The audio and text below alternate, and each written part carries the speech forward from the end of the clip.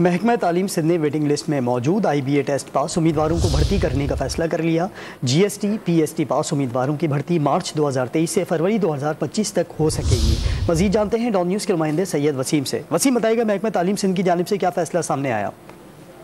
जी बिल्कुल, देखें, महकमा तालीम सिंध के सेक्रेटरी गुलाम अकबर लगारी की जानिब से ये फैसला सामने आया है, जिसमें रिटायर्ड होने वाले, जो फौत होने वाले हैं और जो तरक्की के बाद सीटें खाली होती हैं, ये 3 मुख्तलिफ जो पोजीशनें हैं जिसमें असातिज़ा जो है वो भर्ती किए जाएंगे, क्योंकि खला है जिसको पूरा करने के लिए महकमा तालीम ने जो है वो अभी माजी में भी जो है वो हज़ारों असातिज़ा भर्ती किए थे, लेकिन नए स्कूल खोलने के बाद अभी मजीद असातिज़ा की ज़रूरत है। तो उसको पूरा करने के लिए महकमा तालीम सिंध ने वेटिंग लिस्ट में जो असातिज़ा IBA से जिन्होंने टेस्ट पास किया है उम्मीदवारों ने, उनको भर्ती करने का फैसला किया है महकमा तालीम ने।